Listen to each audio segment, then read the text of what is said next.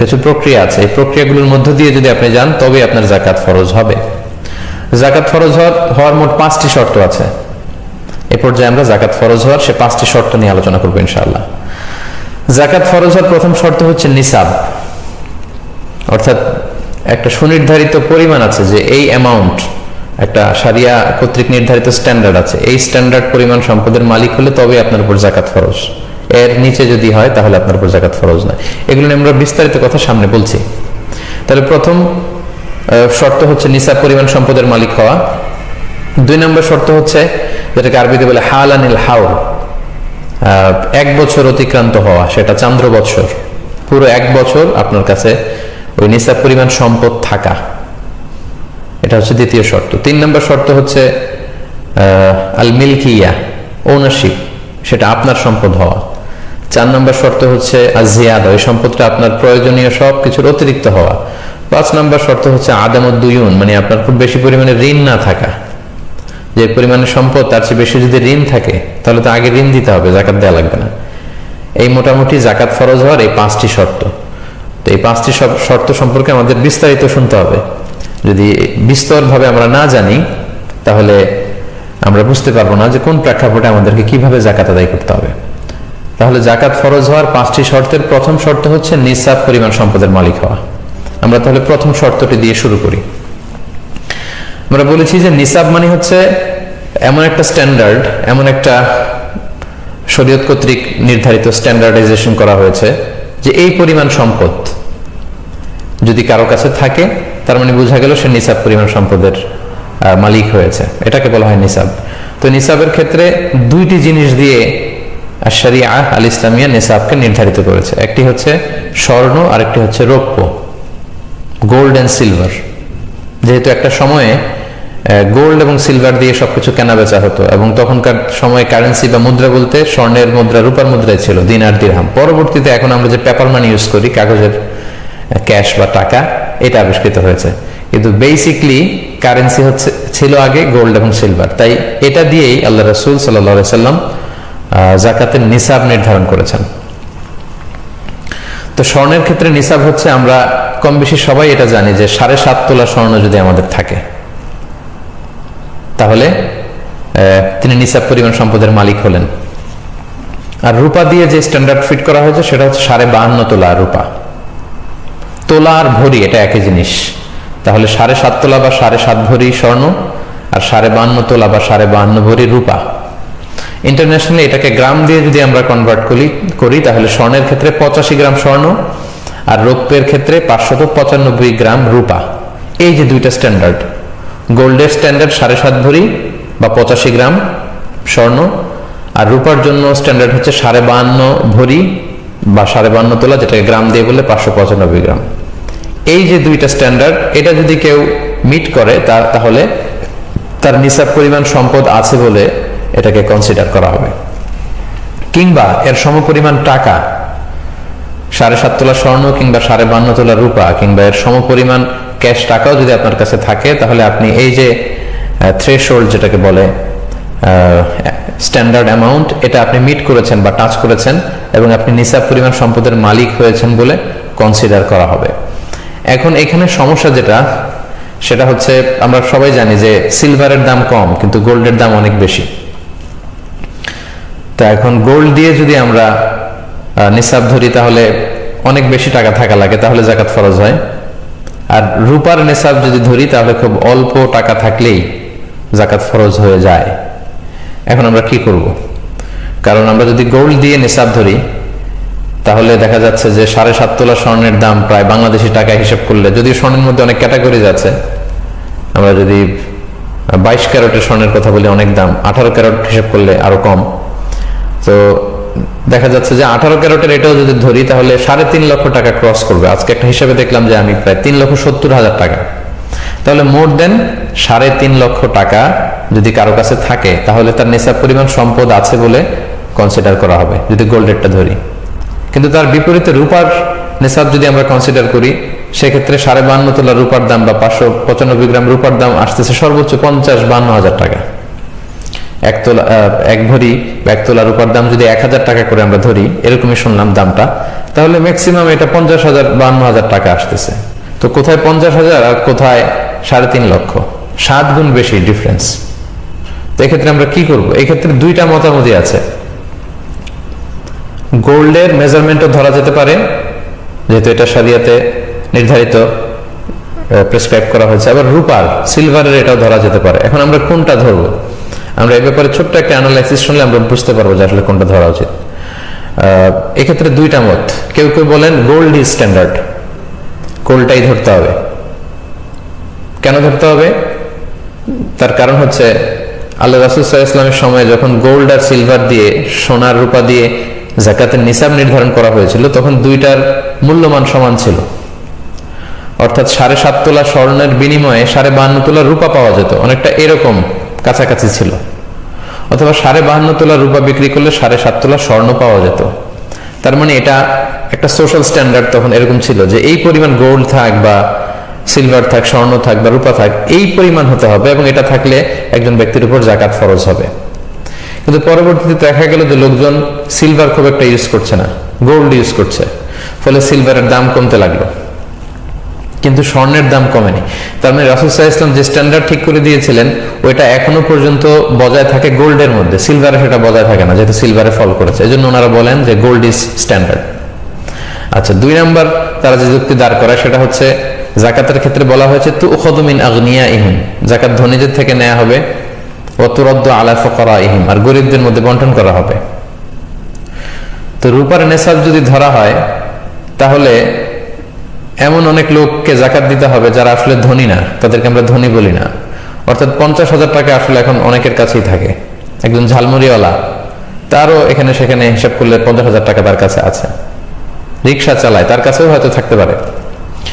অনেক ছেলেরা টিউশনি করে ঢাকায় বিভিন্ন জায়গায় মেসে থেকে যারা চলে, তাদের অ্যাকাউন্টে এবং তাদের কাছে 50,000 থাকে, এবং কারো কাছে 50,000 টাকা পরিমাণ যদি থাকে, তাহলে সাধারণত আমাদের সোসাইটিতে তাদেরকে আমরা ধনী বলি না। এজন্য ওনারা বলেন যে এটা আসলে লজিক্যাল না, বরং গোল্ডের মেজারমেন্টটা এটা লজিক্যাল।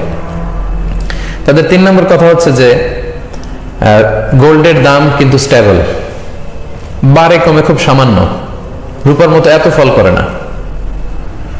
তো ওইটা স্টেবল ঠিকই আছে। রূপা কমতে শুরু করেছে, তাদের কথা হচ্ছে রূপা কমতে কমতে যদি আরো কমে যায়, দাম যদি অনেক কমে যায়, তখন এই যে থ্রেশহোল্ড বা এই যে স্ট্যান্ডার্ডটা দাঁড় হবে রূপার ক্ষেত্রে, সেটা অনেকটা হাস্যকর হবে যে এই পরিমাণ টাকা থাকলে যাকাত দিতে হবে, কিন্তু হাদিসে বলা হচ্ছে ধনীদের দিতে হবে। তো এই পরিমাণ টাকা কারো কাছে থাকলে তাদেরকে তো আমরা ধনী বলি না, এটা হচ্ছে ওনাদের যুক্তি। আর রূপাকে নেসাব ধরতে হবে যারা বলে, তাদের যুক্তি হচ্ছে যাকাতটা গরিবের হক। সো এমন নিসাব আমাদের ধরা উচিত যেটা ধরলে গরিবরা বেশি উপকৃত হবে। আপনি যদি রূপার নিসাব ধরেন, অর্থাৎ 50-52 হাজার টাকা যদি আপনি নিসাবের অর্থ ধরেন, তাহলে অনেক লোককেই যাকাত দিতে হয়, ফলে একটা বিশাল সংখ্যক গরিব লোকেরা এ থেকে উপকৃত হবে, বেশি সংখ্যক লোক যাকাত দান করবে, ফলে উপকৃত হবে। তো রূপার নিসাবটা ধরলে যেটা লাভ হয়, দুই দিক থেকেই লাভ। যিনি যাকাত দিচ্ছেন তারও লাভ, যিনি নিচ্ছেন তারও লাভ। যিনি দিচ্ছেন তার লাভ হচ্ছে তিনি সওয়াব পেয়ে ধন্য হচ্ছেন, কারণ হাদিসে আছে যে এটা পাহাড় সম হয়ে ফিরে আসে, হাত্তা তাকুনা মিসলাল জাবাল। আপনি যে যাকাত দান করবেন এটা বিফলে যাচ্ছে না, এটা পাহাড় সমান বড় করে আল্লাহ তাআলা আপনাকে ফিরিয়ে দিবেন। আবার এই বিশ্বাসটা আমাদের থাকতে হবে। আর যিনি নিচ্ছেন, গ্রহীতা, তিনি উপকৃত হচ্ছেন আর্থিকভাবে। তাহলে রূপার নেসাব যদি এটাকে যদি আমরা স্ট্যান্ডার্ড ধরি, তাহলে দুই দিক থেকে সুবিধা, দাতা এবং গ্রহীতা উভয়ই লাভবান। দাতা লাভবান হচ্ছে আখিরাতে, এবং যেই লাভটা আমাদের খুব বেশি দরকার। আর গ্রহীতা লাভবান হচ্ছে দুনিয়াতে, দারিদ্রতা বিমোচনের ক্ষেত্রে এটা বিশাল একটা ভূমিকা পালন করবে। So with all this aspects and discussion, দুই দিকের সব যুক্তি তথ্যপাত্য আমরা পেশ করার পরে আমরা এই সিদ্ধান্তে আসতে পারি যে আমরা রূপার যে নেসাবটা, এইটা সাজেস্ট করা উচিত। এটা সাজেস্ট করলে সবারই লাভ, যিনি দিচ্ছেন তারও লাভ, সওয়াব পেতে ধন্য হচ্ছেন, আর যিনি নিচ্ছেন, যেহেতু এটা গরিবদের হক, গরিবরাও অনেক উপকৃত হচ্ছে। কিন্তু স্বর্ণের নিসাবটা ধরলে কিন্তু অনেকের জন্য যাকাত ফরজ হচ্ছে না। বাট এখানে একটা জিনিস খেয়াল রাখতে হবে, যেহেতু আল্লাহ রাসূল সাল্লাল্লাহু আলাইহি ওয়াসাল্লাম স্বর্ণেরও নিসাব উল্লেখ করেছেন, কেউ যদি স্বর্ণের নিসাবটা ধরে এবং তার কাছে যদি মনে হয় যে না এটা বেশি লজিক্যাল, রূপারটা আমি ধরবো না, তাহলে এটাও ঠিক আছে। স্বর্ণের নিসাব অনুযায়ী যদি কেউ জাকাত আদায় করে তার জাকাতও আদায় হয়ে যাবে, তার জাকাত যে আদায় হয়নি এমনটা বলা যাবে না।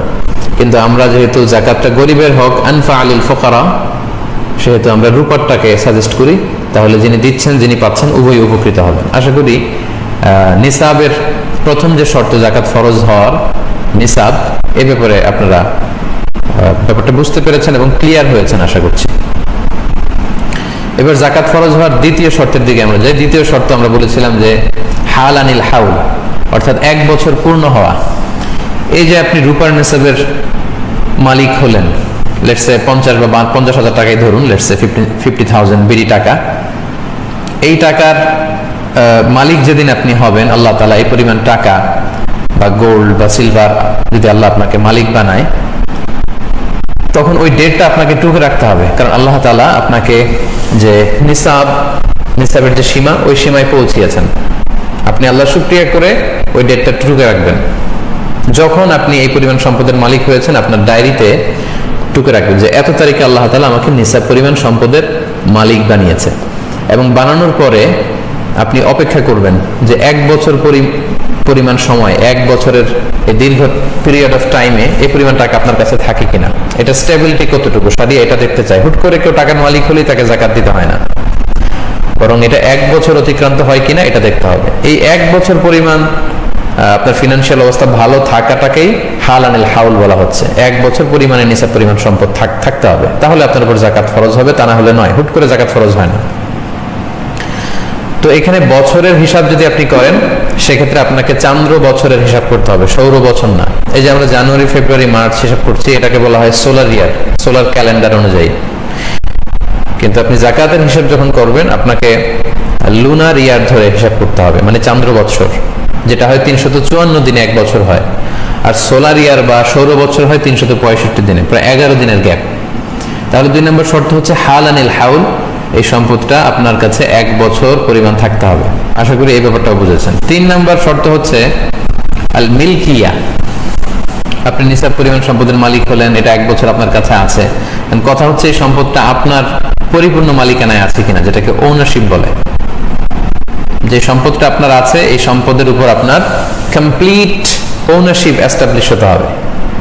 মানে এটা একেবারে আপনার নিজের হস্তগত, আপনার কাছে আছে বা আপনার আওতায় আছে, আপনি চাইলেই সেখান থেকে খরচ করতে পারেন, এরকম হতে হবে টাকাটা। এখানে যদি এমন হয় যে আপনার কাছে আমানতের টাকা আছে, কেউ আপনার কাছে 5 লক্ষ টাকা আমানত রেখেছিল, ওই আরেকজনের আমানতের টাকা থেকে কিন্তু আপনি আবার জাকাত দিয়ে দিতে পারবেন না, কারণ এই টাকাটা আপনার না। যিনি আপনার কাছে আমানত রেখেছিল, এটা তার টাকা, সো অন্যের আমানতের টাকা আপনি জাকাত দিতে পারবেন না। তাহলে 3 নম্বর শর্ত আমরা বুঝতে পারলাম যে ওনারশিপ থাকতে হবে, এটার মালিক আপনার হতে হবে। 4 নম্বর শর্ত হচ্ছে, আরবিতে এটাকে বলে আজিয়াদা, মানে অতিরিক্ত হওয়া। আপনার প্রয়োজনাতিরিক্ত হতে হবে এই সম্পদটা, আপনার কাজে লাগছে না, অলস পড়ে আছে, অতিরিক্ত টাকা, উদ্বৃত্ত টাকা। দেখেন ইসলামী শরিয়া কত সুন্দর ভারসাম্যপূর্ণ বিধান আমাদের জন্য ফিক্স করেছে। ইসলাম বলছে যে তোমার সকল খরচ, আপনার পার্সোনাল এক্সপেন্সেস যা আছে, আপনার ফ্যামিলি এক্সপেন্সেস, আপনার ট্রান্সপোর্টেশনের জন্য যে খরচ লাগে, আপনার অ্যাকোমোডেশন বা লিভিং কস্ট, যেই ফ্ল্যাটে আপনি থাকছেন ওই ফ্ল্যাটের ভাড়া আপনি ঠিক মতো দিতে পারছেন, আপনার বাচ্চাদের স্কুলিং, আপনাদের মেডিকেল এক্সপেন্সেস, যেটা চিকিৎসার জন্য যত খরচ, এসব যাওয়ার পরে, ইভেন আপনার হালাল এন্টারটেইনমেন্টের পরে আপনি প্রতি বছর কোথাও ট্যুর করেন বা বেড়াতে যান, এগুলোর খরচও ঠিকঠাক মতো চলছে। অর্থাৎ আপনার খাওয়া দাওয়া, চলাফেরা, বাচ্চাদের পড়াশোনা, একটা সম্মানজনক লাইফ লিড করার পরে যদি প্রতি মাসেই আপনার কাছে এরকম 50-52 হাজার টাকা অতিরিক্ত থেকে যায় এবং এটা পুরো বছর ব্যাপী আপনার কাছে থেকে যায়, ঠিক তখন আপনার উপর যাকাত ফরজ হয়, এর আগে না। অর্থাৎ আপনার নিত্য প্রয়োজনীয় সবকিছু খুব স্মুথলি, আপনার life leading system is very smooth, খুব স্মুথলি আপনি সবকিছু করছেন, আপনার কোনো সমস্যা হচ্ছে না, সব চাহিদা আপনি ফুলফিল করতে পারছেন। তারপরেও কিছু টাকা, নিসাব পরিমাণ টাকা যদি আপনার কাছে থেকে যায়, ঠিক তখনই শরিয়া আপনার উপর যাকাতকে ওয়াজিব করে, তার আগে নয়। তাহলে 4 নম্বর শর্ত আমরা জানলাম যে এটা আপনার অতিরিক্ত, কাজে লাগছে না, অলস টাকা, উদ্বৃত্ত টাকা পড়ে আছে, ওইটার উপর যাকাত ফরজ, আপনার প্রয়োজনীয় টাকা থেকে যাকাত দিতে বলা হয়নি। তাহলে 4টা শর্ত আমরা জানলাম। এবার যাকাত ফরজ হওয়ার সর্বশেষ শর্ত হচ্ছে আদামুদ্দুয়ুন, ঋণ না থাকা। আপনার কাছে টাকা আছে ঠিকই, কিন্তু ঋণও আছে বিশাল পরিমাণ, যে পরিমাণে টাকা আছে তার চেয়ে যদি বেশি ঋণ থাকে তাহলে আপনি জাকাত দিবেন না, আগে ঋণ দিবেন। তো এই পরিমাণ ঋণ থাকলে আপনার উপর জাকাত কিন্তু ফরজ হয় না। ঋণের ক্ষেত্রে কয়েকটি বিষয় খুব ভালো করে আমাদেরকে বুঝে নিতে হবে। ঋণের কিছু ধরন আছে, কিছু ক্লাসিফিকেশন আছে। এক ধরনের ঋণ হচ্ছে যেটা আমাকে একবারে পরিশোধ করে দিতে হবে। আপনি যেদিন জাকাত হিসেব করবেন ওই দিন এই ঋণটা আপনি আপনার মূল অ্যাসেট থেকে বাদ দিতে পারবেন। যেমন ধরুন আপনি জরুরি একটা কাজে আপনার বন্ধুর কাছ থেকে 1 লক্ষ টাকা নিয়েছিলেন এবং বলেছিলেন যে 2-3 মাস পরে আপনি তাকে ফেরত দেবেন।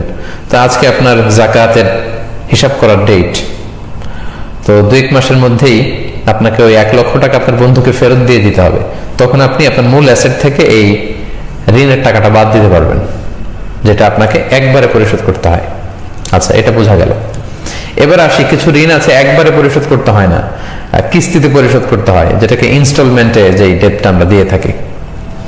এরকম অনেক সময় হয় যে আমি কিস্তিতে গাড়ি কিনলাম, 10 বছরের কিস্তি, প্রতি বছর আমাকে এত এত টাকা দিয়ে দিতে হবে। সেক্ষেত্রে আপনার পুরো ঋণের টাকা কিন্তু আপনি বাদ দিতে পারবেন না, কারণ বাংলাদেশে এরকম অনেক সিআইপি আছে, অনেক বড় বড় ব্যবসায়ী আছে যারা হাজার হাজার কোটি টাকা ব্যাংক থেকে ঋণ নিয়ে থাকে। তারা যদি জাকাত হিসাব করার সময় বলে যে আমার তো ঋণ আছে, আমি জাকাত দেব না, তাহলে তো উনি আর জাকাত দিবে কি, উনারই আরো জাকাত দেওয়া লাগবে, কারণ ঋণগ্রস্ত ব্যক্তিকে তো জাকাতের টাকা দিয়ে হেল্প করা যায়। তো এই ধরনের বড় ব্যবসায়ী যারা আছে ওনারা এটার আওতাভুক্ত নয়। এখানে আমি স্বাভাবিক ঋণের কথা বলছি। আপনার জরুরি প্রয়োজনে, বেসিক নিডস পূরণের জন্য আপনি যেই ঋণ করেছেন, সেই ঋণ যদি কিস্তিতে পরিশোধযোগ্য ঋণ হয়, ইনস্টলমেন্টের ঋণ হয়, সেক্ষেত্রে আপনি পুরো ঋণের টাকা বাদ দিতে পারবেন না। আপনি বাদ দিবেন হচ্ছে ম্যাক্সিমাম 12 মান্থস, 12 মাসের ঋণ। কারণ জাকাতের হিসাবটা হচ্ছে এটা ইয়ারলি একটা ক্যালকুলেশন, 1 বছরের হিসাব। তো সামনের 1 বছরে আপনার কত টাকা কিস্তিতে ঋণ পরিশোধ করতে হবে সেটা আপনি বাদ দিতে পারবেন, মানে 12 মাস। 12 মাসে আপনি কত ঋণ পে করবেন শুধু অতটুকু বাদ দিতে পারবেন, এর চেয়ে বেশি আপনি বাদ দিতে পারবেন না। আর ঋণের ক্ষেত্রে 3 নম্বর কথা হচ্ছে, কোনো লাক্সারি আইটেম কেনার জন্য যদি আপনি ঋণ করেন, ধরুন আপনার গাড়ি আছে, এরপর আপনি আপনার শখের জন্য ঋণ করে 5 কোটি টাকা দিয়ে একটা গাড়ি কিনলেন, ওই ঋণ কিন্তু বাদ দেওয়া যাবে না জাকাত থেকে, কারণ আপনি লাক্সারি পণ্যের জন্য ঋণ করেছেন। আপনার একটা বাংলো বাড়িতে আপনি থাকেন, অপ্রয়োজনে আরো কয়েকটা বাংলো বাড়ি ঋণ করে কিনলেন, সেই ঋণের টাকা জাকাতের হিসাব থেকে কিন্তু আপনি বাদ দিতে পারবেন না। আশা করি এই ঋণের পয়েন্ট আপনারা বুঝতে পেরেছেন। তাহলে এই 5টি শর্ত যদি কারোর মধ্যে পাওয়া যায়, সে নিসাব পরিমাণ সম্পদের মালিক হয়েছে এবং সেটা 1 বছর পূর্ণ হয়েছে, পাশাপাশি ওটার উপর পরিপূর্ণ তার ওনারশিপ ছিল, এস্টাবলিশমেন্ট হয়েছে, এবং এই টাকাটা তার অতিরিক্ত কাজে লাগছে না, অলস পড়ে আছে, এবং তার ঋণ নেই। এই 5টি শর্ত যদি কারোর মধ্যে পাওয়া যায় তাহলে সেই ব্যক্তির উপর জাকাত ফরজ। তাহলে জাকাত ফরজ হওয়ার যে 5টি শর্ত,